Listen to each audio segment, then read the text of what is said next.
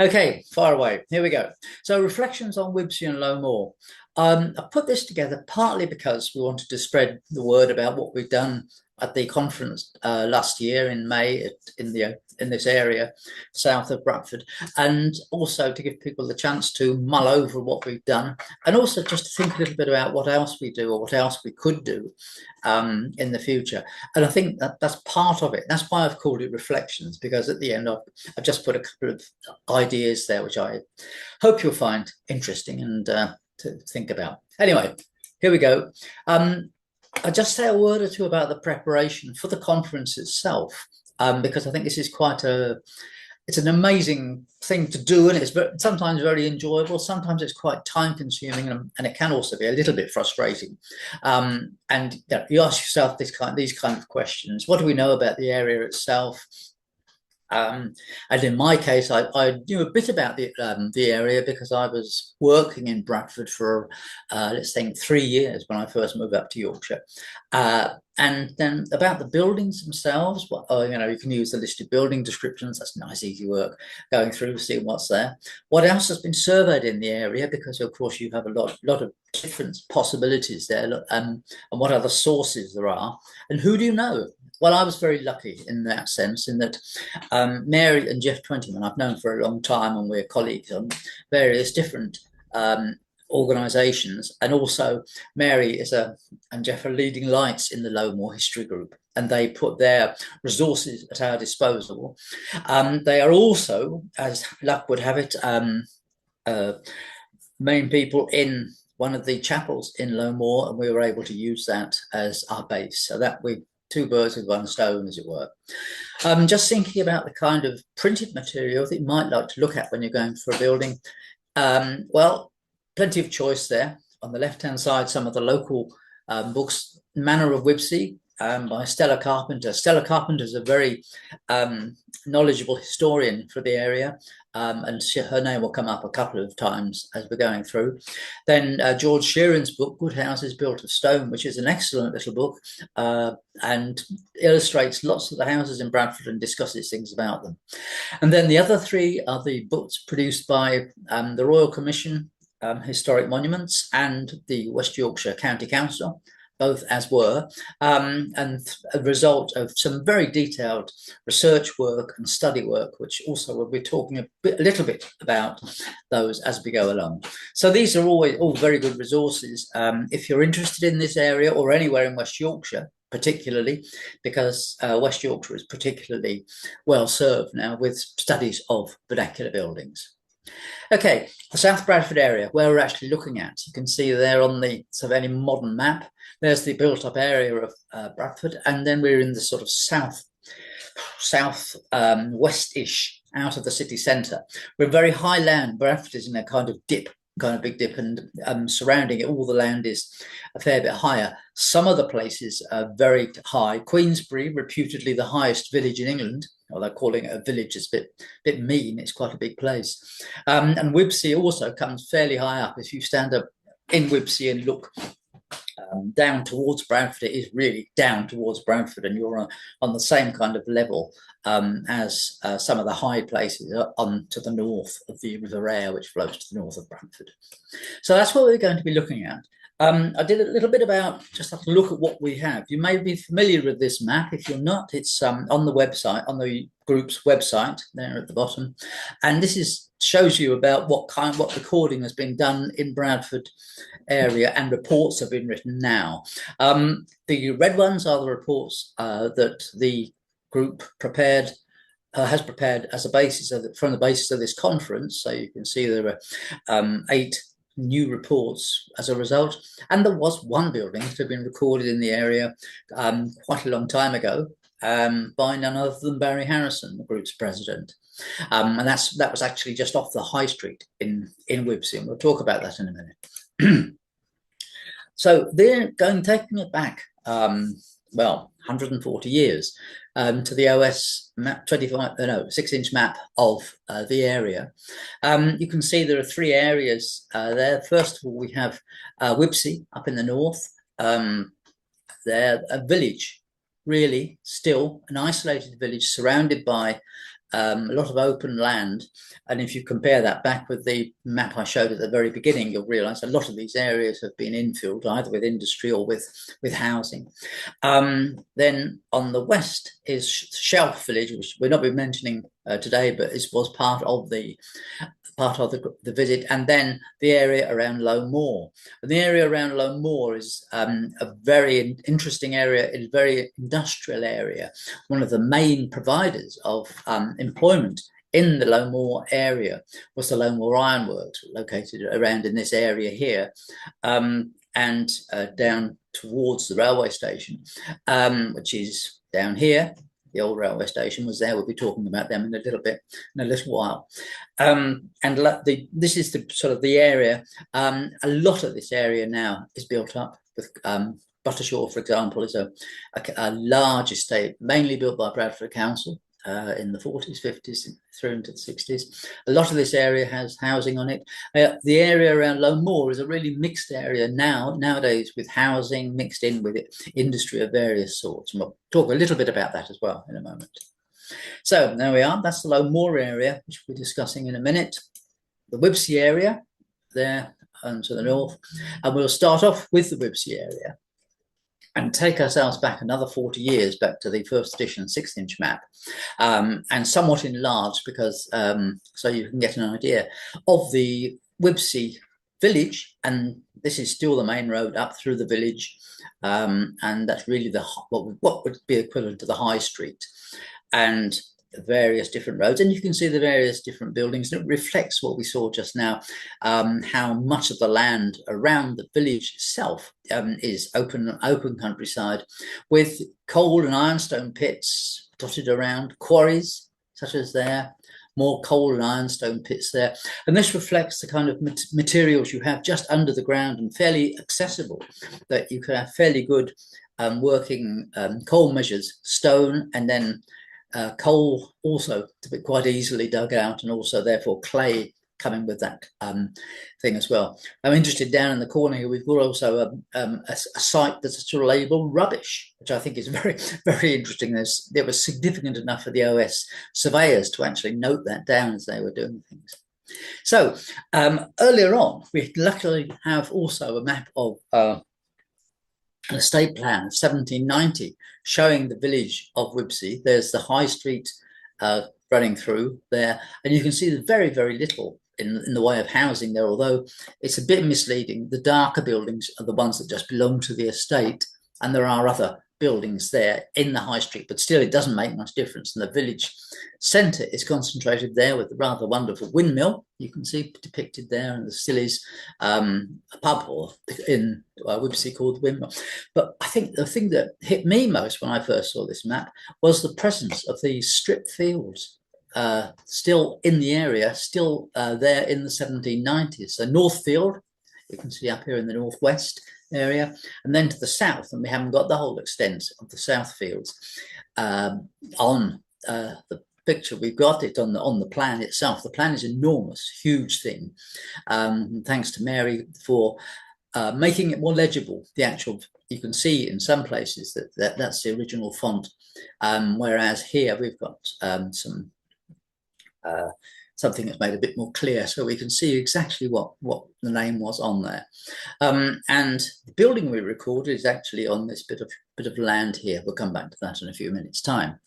Okay, the first thing I'd just like to mention is the building that had been recorded in the area. Sorry, I meant to mention that.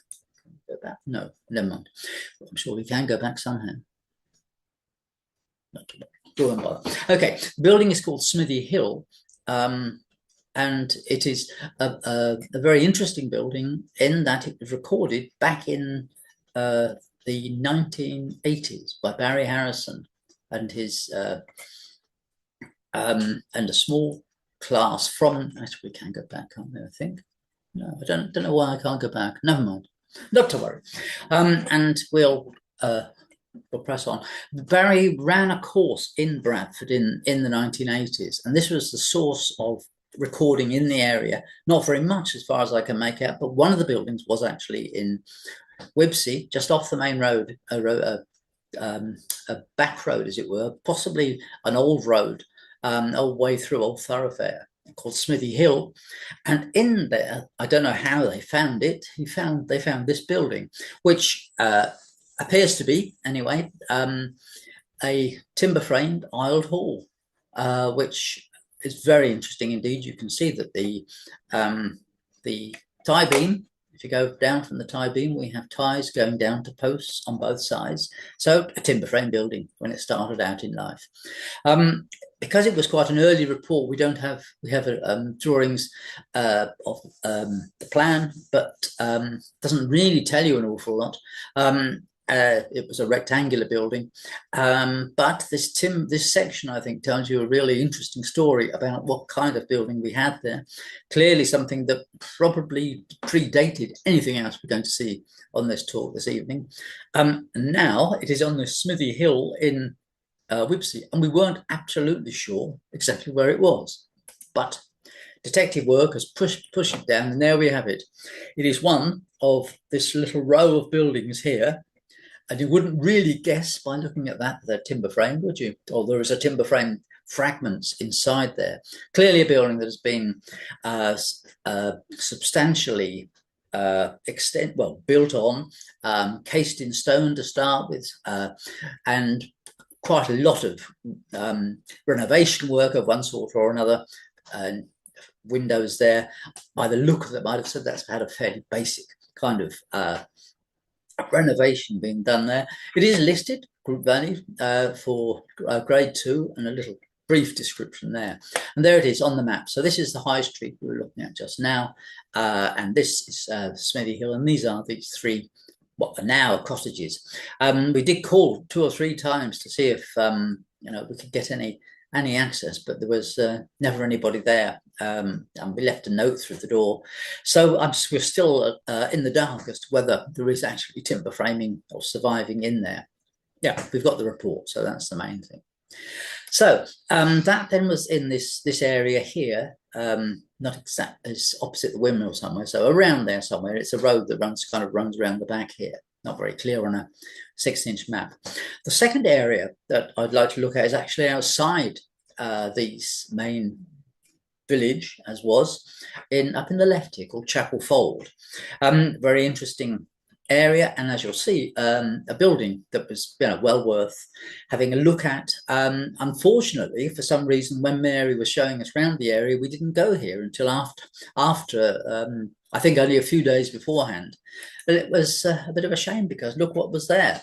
This is Chapel Fold, taken from the southeast direction. It's now completely surrounded by urban housing of one sort or another. There's some quite old buildings, sort of 19th century buildings around it, and then late 20th century buildings alongside as well. But they're sitting in this sort of suburban surrounding is this, clearly a multi-period building that from the 17th century.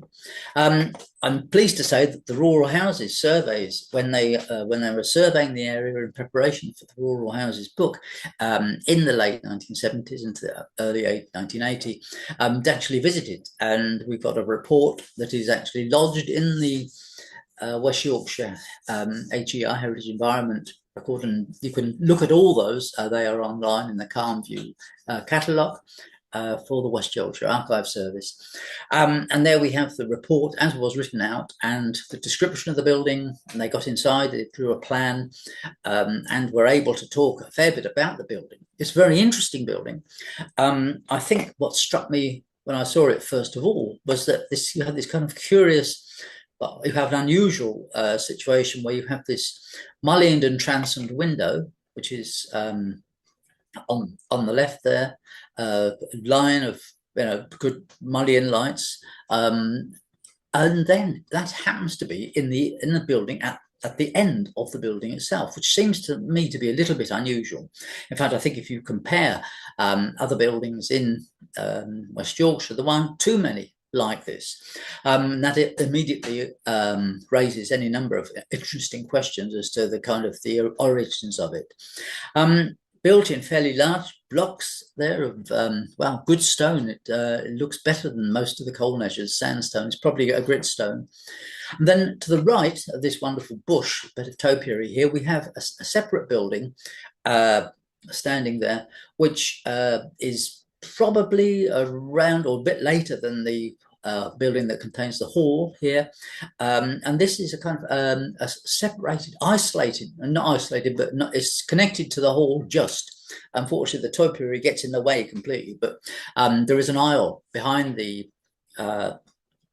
main range here, and it's connected through there into this. And this building had a substantial firewood and has been interpreted as a kitchen end. And then go to the other end. Oh, sorry, it's very sensitive. We go to the other end of the hall, and we have, well, two gable ends buildings, so cross wings built onto the hall. Better view there of the hall window itself. I didn't mean to go onto this slide quite so quickly, but never mind. And you can see there the form of the mullioned and transom window. And we have a second picture of that. And there are the gables. So the gables, these are the two gables. The hall is there. You can just see what's left of the mullioned and transom window. And then you have the hall, the hall range there. And then you have two cross wings built on to them. They're very interesting, these cross wings, because they're not identical. If you look at, for example, if you look at the right-hand one, the one next to the hall, that has here at this position where the roof joins the gable end, you have an interesting stone termed a skewback. Now this is a skewback, and skewbacks are thought to be the earlier version of what we've got on the other side. If we look over to the other cross wing and the gable, you can see there you've got a more conventional kneeler, which is actually supporting this thing. This, I just noticed, this looks remarkably like a very early street view shot, doesn't it? With this line going down the pages, but a bit like street view pictures. If you look at them, what they look like. Anyway, back to the serious stuff. So this range appears to have been built on to the main hall range, and then this area added here. And I hope next one. Yeah, there we have an up-to-date picture. I think this one's by Kevin Illingworth. And then you've got the view nowadays with the hall range there. You'll see it with its chimney stacks, very impressive chimney stacks. Here's the earlier cross wing. One point we didn't mention was that in this cross wing, there is there at the gable end, there is a little decoration, which is a very nice little feature that you get on, I think, some of the earlier buildings in the area. And then the later cross wing, a bit more, I don't know, mundane perhaps, just an ordinary 17th century cross wing, but with a doorway here at the centre there. And you can see that there's been some changes here. At one stage, I think there were about 9 or 10 dwellings here amongst it all. There's a lot, but there's a fair bit you can't see around the back. And a new doorway been thrown in here in this cross wing to add accommodation. And when the building was presumably subdivided, probably in the late 18th into the 19th century. And this is also a very interesting place, although it's not particularly relevant to the building itself, but it's called Chapel Fold because at one stage it was used by one of the nonconformist groups to actually hold their services in the main hall here, and hence the name of Chapel Fold itself. Okay, so we'll go on because Wibsey has all sorts of little hidden gems that if you don't get off the beaten track, you won't necessarily see. This is right next to the centre of Wibsey village that we saw just now. And a row of, well, what appears to be a row of houses, but once you look carefully, you can see that there are a couple of straight joints, at least in this, and the central building here has straight joints there and there. And this door head here, which we'll get a better view of in a moment, actually bears the date of 1634. And Stella Carpenter had done a fair amount of research on this, the local historian I mentioned earlier, and found that the Booth family were responsible for not only this part of the building, but also bits that have been added on at the end here. And at the end here, we've got an 18th century addition there. And the other side, we have another 18th or later addition here. Very interesting building, although totally done over, and it's still another one of these that's has been subdivided, and as you can see, there are not only possibly the original entrance here with its rather wonderful doorhead, but also we have a doorway here, and it is still subdivided into, I think now it's 5 dwellings. It used to be 8. So believe it or not, this side here I'm not sure if it was actually originally built as such, but in the early or late 19th century maps show this, that this was back to back. So back to back building onto a 17th century house here.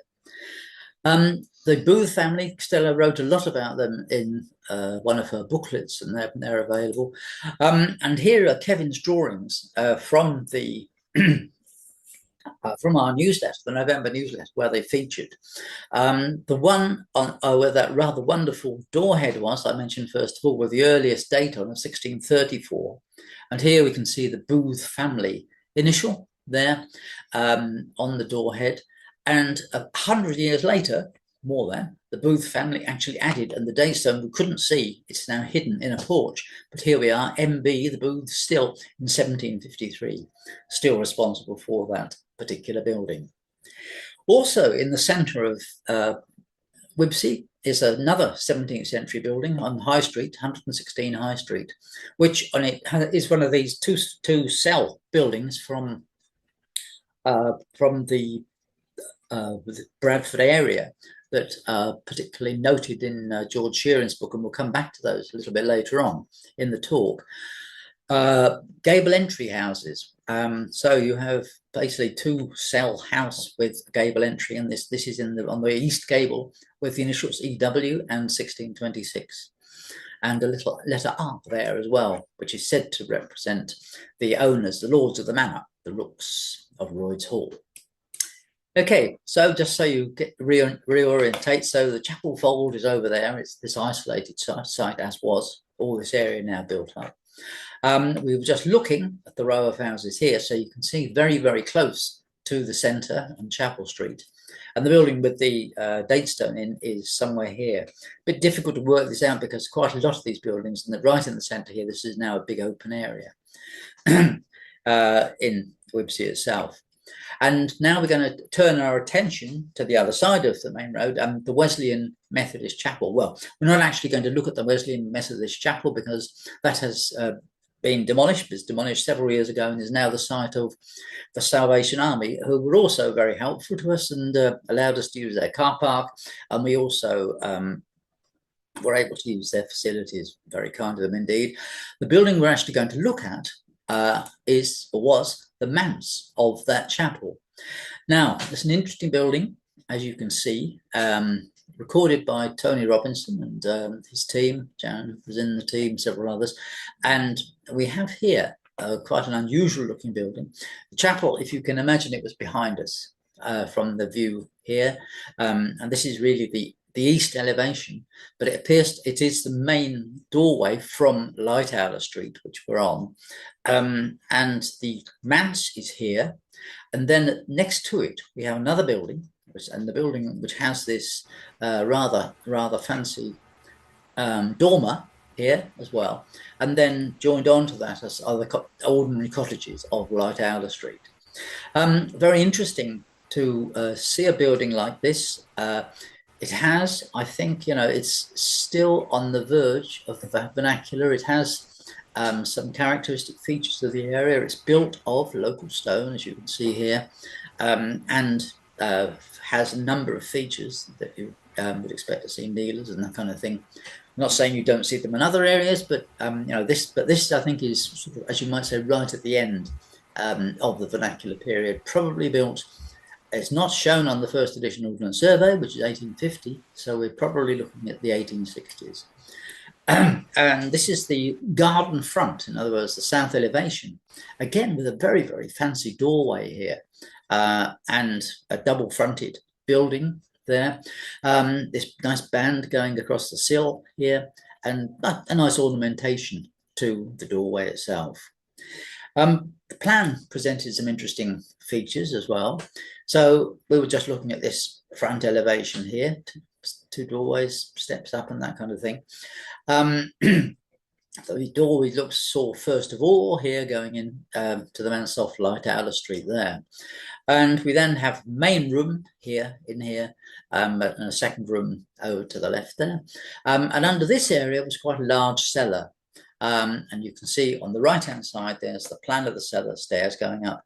And it has some of these classic, what I think of very much as vernacular features in the buildings, in Yorkshire, really, these stone shelves, stone keeping shelves. And in this case, we also have a block fireplace. So they were clearly using the downstairs as a kitchen or preparatory room, at least.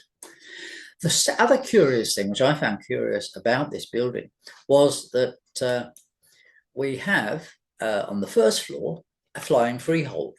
You can see on the left-hand side, this is the upper floor plan. This retains this kind of the two-story thing, but there is also access from there to the upstairs area of number 7. Now, the interesting thing is that number 7 was the caretaker's house for the chapel, which are just over the way there on the other side of Light Owler Street. And so it seems that the chapel, at some point, I think this is the way Tony interpreted it, that at some point the manse needed more accommodation, and consequently an additional breakthrough was made there, and they took over part of the upstairs of number 7. I believe that's correct. Anyway, Tony, I'm sure, will correct me later on if I've misremembered that. So that was the main building that we actually looked at in Wibsey itself. We tried to get access to one or two others, but unfortunately people weren't playing. For example, in that row I showed you just now, with the Booth family's row, we tried to get inside basically, and people weren't happy with it. They didn't want us to come in, particularly the person, well, not particularly because he was the main person I spoke to, but the person who lived in the house with that amazing date stone. What we'd have found inside, I don't know, and whether it had been, how drastically it had been altered, because quite often with these buildings, when they are tenemented, as these have been, they will be, some of the features will be removed. So here, just before we go on, if you want to read a bit more about this, go to our newsletter, because Pauline Ford wrote up our Wandering Around Wibsey, she called it, and I thought it was a very, very good write-up of a walk that was led by Mary Twentyman, and took us around the area of Wibsey with a lot of, as Pauline wrote, a heavy bag of photographs, and she kept producing these photographs to show us what the buildings were like, what they knew about the buildings. The walk was very good indeed. Came across some single-story cottages, which you can see here, and we'll be talking about later, which are quite common in this area. Wibsey, for example, Low Moor, Shelf as well. These mining areas do seem to have more of these one-story cottages than other areas. Certainly in the Upper Calder Valley, where I live, there are very, very few single-story cottages. And as far as we know, there haven't ever been many of these single-story cottages, or I'm sure there were some, but have now disappeared. And this is Pauline's write-up, or part of the write-up that appeared in our newsletter, and you can access that on the website. Okay, back to my map for a moment, and just to remind you where we were. We've been up in Wibsey here, with the High Street there and the Chapel OM there, the old manse. Now we're going to look down into the Low Moor area and look at 3 buildings. Moorside Farm here on Abscott Lane, Bolland's buildings over here by the railway line, and Low Moor House. We have surveyed all 4 of those. Low Moor House, as yet, the report hasn't been finished, but the other reports are available on our website. So, first of all, then, Moorside Farm. This is a very interesting building. It's on the edge of the moor, as the name suggests. And Low Moor, the name is there again, of course, it was a large area of wasteland to the south and southeast of Wibsey. And it was an area which was partly enclosed within sort of the 17th, 18th centuries, and then built on quite substantially with industrial sites of various sorts in the 19th century. And surprisingly, the Wibsey Enclosure Act didn't actually take place until the 1880s, which is quite a surprise how late on that was. Anyway, Moorside House. This is Moorside House, the north side of it, and this is the side that faces onto the road. You can see already that we have a double side house here with what appears to be anyway an older, probably an older barn or lathe building here. And this building then is a farmhouse, has all sorts of farm buildings, which we didn't actually survey to the left there, but the building itself provided enough for a recording team. Mark Womersley was the leader of this one. This is the rear view of the building. So we've just come down the drive here beside the building, and this is the rear of the building. And immediately you can see that we have a rather different kettle of fish here from the building at the front, with these keystones. Coinstones in the walling here. We have, well, partly a double recessed window here. There's been quite a lot of alteration here. And here is the older building that we saw beside it. I don't know if they had access to that there. And then further buildings up here, which are not part of the farm, actually by the name of Mineral House, which is very appropriate for this area. I think one of the distinguishing features of this building is that it's a good example of what a small farmhouse that was extended fairly substantially. So we've now got a double pile house, two ranges here. And you can see, I think, on the left-hand side here, this window looking out onto the driveway that we came through. And that, there we are, a bit close up, is a much older window, dating almost certainly 17th century, I'd say, with double recessed window here, better view of it on the right-hand side here. And then you can see also that the building has been extended, and Mark's interpretation, as you'll see, is in a moment that the front range has been built on onto the back range to increase the accommodation. Okay, here is Mark's outline drawing. Quite a lot to take in on there. So the original farm building, and there's the window to give you the orientation. So the south front is here. The original building, not quite sure, but appears to be, maybe didn't even have this outshot in the early days, but the coins, those coins are still visible in that east gable. And there we have this early 20th century extension to convert it into a double-piled house and increase the accommodation quite substantially. You can also see that the building has been heightened in the late 18th century. Not much, but I'm always surprised by how little buildings seem to be raised. But it appears to be worthwhile. Gives you a bit more space in the rooms, and put the possibility of raising the floor on the ground floor and higher chimneys and so on. There's Mark's isometric drawing of the building, and it's very interesting because I believe it's one of the fairly classic kind of vernacular buildings. Yeah, that's not a contradiction in terms, where you have a gable entry here, which we were talking about a bit earlier on. And here you can see from George Sheeran's book a couple of other examples of those buildings in the Bradford area. Lower Bailey Fold up at Allerton, which is on the west side of Bradford, and Idle, which is on the north side of Bradford. These two buildings here, which are similar, they got a similar style. They with this gable entry. In some cases, the gable entry is actually in the outshot itself. Anyway, this was a very interesting building for them to record. Here are the happy team here with the householders on the left here, and they're pointing to a date stone, and the date stone is 1700. The date stone doesn't seem to be in situ because, as you can see with the cartouche surrounding the date itself, it appears to have been carved off at the top. Nonetheless, a very interesting building, and one of these buildings, a building that well worth going around the back to have a look at, and we wouldn't have known without local knowledge, I don't think, about this building, unless I think it is listed because of this, the rear building. Extensive farm buildings around it, but the team didn't really have time to get stuck into those. They're mostly 19th century.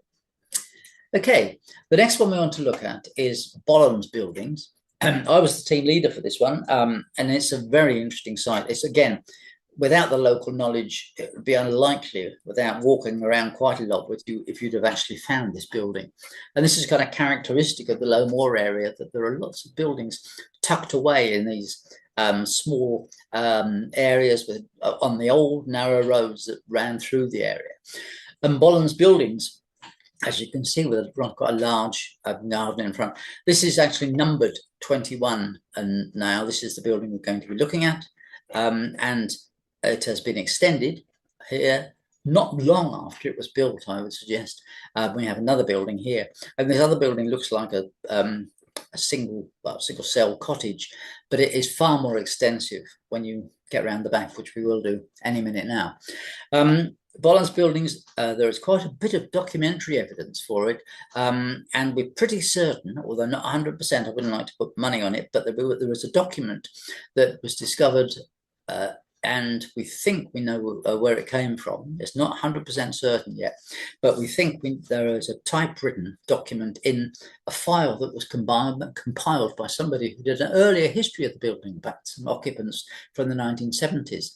And there is this one typewritten script which shows, deals with quite a lot of stuff. Clearly they've extracted data from some older document, and it talks about the site of this building being taken from the waste. So we're on the other side of the moor land here to Moorside Farm, and this part was built on, and we're pretty certain this is the building it's referring to.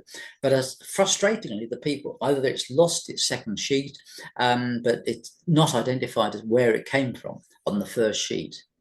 So as you can see then, so we've got basically a house with central entry here. Hasn't changed drastically. I don't think these kind of bay windows are additions to it, but the windows, the fenestration, more or less the same. These raised coins giving it quite an impressive look about it. And if we're right about this document, it was actually built by a builder for, I'm not sure his own use, I think, not definite about that. There's quite a bit we still don't know about it, despite pretty extensive research going on, and this extension here. Now, as here it is, just to give you the location of it and see it in relation to, well, some of the surroundings to start with. It looks like a very green area around it, and it is indeed very pleasant nature reserve type place has been developed up here, and a few houses here. It was a lot more extensively occupied because some of these green spaces here were built upon. Also, we had another very important site here, which you'll see in a moment, and you can just see the car park and so on, and the railway bridge here, and the current Low Moor station is just down here, almost off this particular slide. The old station was here in this area here, and there we have it. The old 1890s map again comes to the fore. Here is the old railway station at Low Moor, and here is our building, Bolland's building. The area has been so drastically changed by the coming of the Lancashire and Yorkshire Railway in the 1850s, and by the development of, well, a large railway station, and then just to the east of Bolland's buildings, and literally the back wall of this engine shed still marks the boundary of their garden, and an engine shed that was used until, I believe, into the 1960s, no, maybe 1970s. And here is Bolland's buildings in its 1890s format. These buildings here, also part of Bolland's buildings. You can see Bolland Street here. Now, the Bollands, we think, were a local family. There are Bollands also in Halifax. It's a kind of, seems to be a bit of a local name, although it seems to have its origins up in the Cumbria area. Now, these houses here that are shown as back-to-backs along Bolland's buildings here are no longer back-to-backs. They've been knocked through into single dwellings. This lot have gone completely. around this area here, we just have the George Hotel and another building here remaining. And this one is still actually running as a pub, even as we talk. The Low Moor station and all the railway sidings there, and they were very extensive, have all disappeared. All we have is the double track running through and the new station, which is just the other side of this road bridge. Round the back, here is this building, and you can see what I mean about it being quite a complicated arrangement. Whereas this line, this vertical line here, marks the back of number 21, which is hasn't changed all that much. It's had a 2-story extension put on the back with a brick extension. But number 19, which is this part here, has been extended substantially. I mean, when you think this was just what appears to be a one-up, one-down cottage, perhaps, has been extended with this 2-story range coming out here, single-story outshot thing here, and another outshot here, which also belongs to that property. So bigger now than the original house on the site. You can see this just there. You can see the coins of the first building, and then just beyond it is the wall of the engine shed. So just to get you an idea of the plan of the buildings. So the original number 20 was 21. This is the original Bollens buildings. It's a very interesting, just a rectangular shape originally, and then they built on number 19 here. But then some period in the 19th century, I believe, that there was a strange, unusual change to it, where the back of this left-hand room of 21, the back of it was actually taken out and transferred to number 19. Now that seems to be a pretty strange thing to do. It's an unusual step to take. And you can see that the chimney stack in that room is sitting far too, doesn't sit centrally, which you would expect. The spine beams aren't central. And we're pretty certain that, that some kind of development, a change happened there for some reason, that it was necessary to well, I think it's probably maybe associated with building this outshot as well, that they decided that this area was needed as well. Don't know the history of it exactly. We tried to find out and couldn't find very much about it. Bollens Buildings itself, one of the interesting aspects of it was that the access to the cellar, which was under the main staircase, excuse me, was under the main staircase, actually had originally turned into this space there, which was then taken over, and the stairs turned round, so they went into the living room. A little bit about the people who actually lived there, or the occupants and so on, and dated to the 1770s by this document, and then this extension to form number 19, and then it seems to have been used as a small holding for about 50 years, and then it's purchased by the railway company, and then it is used by railway staff all the way through into the 1840s at least. Not absolutely sure when it was transferred from the railways. We think it was just after the First World War. I've put occupied by railway staff. It was actually occupied by the station master of the house, and it rejoices in the name of station house in the census returns. So we're pretty clear that this was used as a railway property for a substantial part of its life. And then in the more recent time, it's been further extensions to number 19. The railway facilities have disappeared completely, and it now is situated in quite a pleasant local area.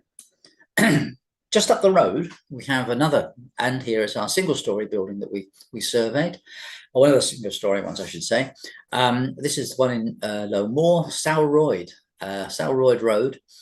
Originally, this was a single-story building, but in 3 occupations, and probably as clear from the drawings as it's from here. In the background, you have another house which features in this house history, we think, now called, I think, Laburnum Cottage. But this is the main range, the main cottage here. Basically, it is a single three single cell cottages joined together. And here you can see on the drawings that there are two block doorways. So we had a cottage at this end here, one in the centre, and one to the left. And these were basically single room cottages. And then if you look at this below, the drawing below, you can see each of them has got a little extension, outshot extension to the rear of them, some with very tiny illumination here at the back. This one does have a, no, it doesn't have a window anymore. It has a window in the gable end here. So best how to imagine exactly what it must have been like living in one of these single cottages. Pretty crowded, to put it mildly. Families, I think in the early part, in the middle of the century anyway, there were still families with quite a number of children living in these places. But these kind of cottages were very, very typical for the area around here. There are still quite a lot of them surviving.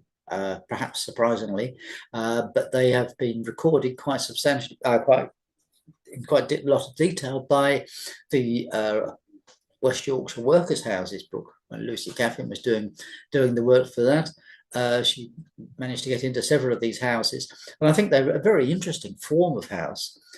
We have a bit of first the plan, just to give you an idea of it, to see roughly how the layout worked in this building. The main living room now here, it has been substantially altered. This has been extension built on here, and these extensions actually are from a different date. There are a couple of straight joints in the wall here. This one probably all of one build, we're not absolutely sure. And then this cottage here, and then the doorway access to that cottage was there, now in the bathroom. And it's a bit of a puzzle to actually pin down exactly when this building was put up, because it appears to be shown on the 1851 tithe map. It's here, and there its relationship is. There it is on the various maps, but it's not absolutely clear from the documentation. And this has been summarised by Lorraine about what we've found out about it. That the map evidence that we've just looked at, it suggests that this building is put up probably in the second quarter of the 19th century. So we're still putting these buildings were going on being built into the 19th century. But Mary Twentyman had found a mention in the ledgers of the North Byerley Township, or by this time probably the Board district, that the three cottages were approved from Mr. Woodcock of Laburnum Cottage next door. And Mary's idea was that this were the cottages at Roanoke, and these are the ones we were looking at. The census returns, in addition, don't appear until 1871. So was it built in the 1860s, as this evidence here suggests, or was it built in the second quarter of the 19th century? And despite surveying it in detail, and despite looking through the documentation, we are, I'm afraid to say, none the wiser. Never mind. The next building is the one that a report hasn't been completed due to circumstances beyond our control, as they say, and it is very different to the Salroyd House. We only got permission to record a small part of it. It is a three-storey. It started out life as a three-storey building called Low Moor House.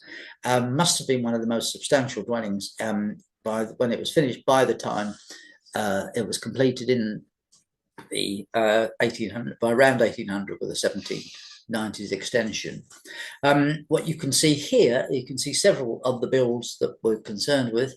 The original part is this three-storey bit here. So you can see there what three-storey part, and it was only a three-storey and three-bay house, so not a particularly big building, to which is added in the 1790 and by the Low Moor Company, which by this time was establishing its ironworks and trying to attract good workers, good employees, people who knew their stuff about iron working and steam engines, both of which were very important for it. They improved this house quite drastically. And you can see the extension, some name for it, isn't it? A five-bay fronted house, and a very elegant building as well, with this platband surround windows with surroundings and so on. And then the third stage of the extension, this was the bit we actually recorded, was this a two-story east wing that was added in the middle of the 19th century. Part of that was surveyed. And I just put the acknowledgement to Belinda and Nick here at the bottom because they were part of the recording team. And sadly, the recording team leader couldn't finish the report, couldn't do the report through, as I said, his circumstances beyond his control. And so Belinda and Nick have put this together to show us. So here we are, the house on the map. You can see we're not a long way from the railway line. We're just a little way away. The station and so on being. Oh no, sorry, the station is further down here. This is a tramway for the works, and you can see the works just on down here on the left, the Low Moor works. And there were lots of these tramways around the area. Here is Low Moor House itself. So the range we were looking roughly at this corner here, and this is the extension which has been built on the old building. The old part of the building was there, and then these blocks here are still there, but the 19th century extension is built to the southeast of them. So already a fairly substantial house, and one with some pretensions, a fountain or a little lake here and gardens in front of it. That is drastically changed by between the 1890s and the early sort of the First World War. Here it is on the 1893 OS map. And again, you can see the gardens here. The extension has been built and so on, and these areas to the rear here have been added, and you have here still outbuildings and so on, and then this side of the road, and then in around 1915 or so, there is improvements are made, and this road is put through here. A lot of the outbuildings for Low Moor House disappear. They lose a fair bit of their grounds, and that is reflected here on the right-hand side with the 1950s map. And you can see the other change that's happened is that Low Moor House has been subdivided into a number of different occupations. Now, that's always interesting when that happens because, of course, a lot of changes take place. Doorways aren't in the right place and so on. And the team made a very good attempt, I think, at sussing it all out from the point of view of seeing things from outside and the limited access they had internally. So you get a good view here. Just now we were looking kind of across here from behind the trees, as it were. Here's the 5-bay front, of which you can only see 4 bays. There is a single-story bit at the front as well. We're looking at it now from the Netherlands Avenue side of it, in other words, from the west front.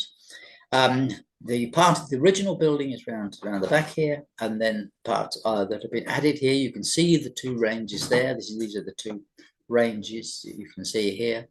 A substantial building, and there are some of the features from it. You can see from, for example, from the 1790s extension, this very fine stonework and platband and so on built onto it.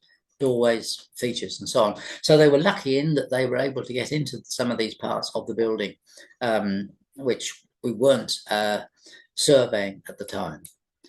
And here is the attempt, very good attempt to make some kind of sense of the various different occupations of it. The building, the part we actually recorded were here. Some of the stables in much older buildings here, and you can see what a complicated picture it produces. The doors in this darker colour, old doors, old doorways, I should say, shown in this lighter colour, and the various different colours showing the various different occupations. So, as a complicated building, we certainly haven't got to the bottom of it. There is a lot of documentary evidence because it was owned by the Low Moor Company, and Mary has collected a lot of evidence for it. Sadly, we didn't get to see some other to look at other buildings. This is a building not far away, just to the south of Low Moor, called Low Fernley at Wyke. I call it the one that got away because although it was surveyed by Rural Houses, and it clearly a 17th century building with some amazing features on it. Unfortunately, they weren't happy. They weren't willing either to show us round or to have recording recording team there. In fact, it was a bit sad with White. Lower White, we had to look at 2 or 3 houses, all of them 17th century. Unfortunately, the people just weren't willing for us to go around. So one of the penalties, or one of the chores that you face when you're recording or trying to record a particular area. So the title was Reflections, and I just saw a bit of a reflection on some of this anyway. What do we mean by a vernacular building to start with? Well, I think usually we're fairly clear on that a vernacular building is one of traditional local buildings, one that is built probably by local labour. I think one of the definitions I saw in the vernacular architecture groups, one of their magazines, was it's defined by other buildings around it, which I quite like the idea of that. And it's one that fits in with the landscape. It's a traditional building. Now, one of the questions that arises from this is what buildings do we actually focus on when we're going recording? Now, the group in its 50-some-odd 2 years experience has recorded now nearly 2,000 buildings over the whole of Yorkshire and a bit further out to the bits that were pinched by Cleveland and Lancashire. And a lot of these buildings are these smaller buildings. And I don't know if it's prejudicial to say, and I'd be interested in people's opinions, to say that these maybe are the less interesting buildings.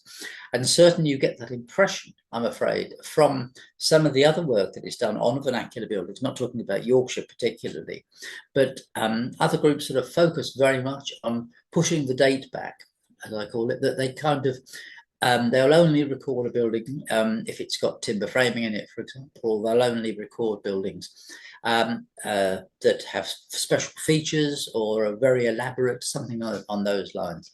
And I think, that recording smaller buildings can also reveal a lot about an area and a lot about the building styles and types of things in the area, and it gives you a complete picture.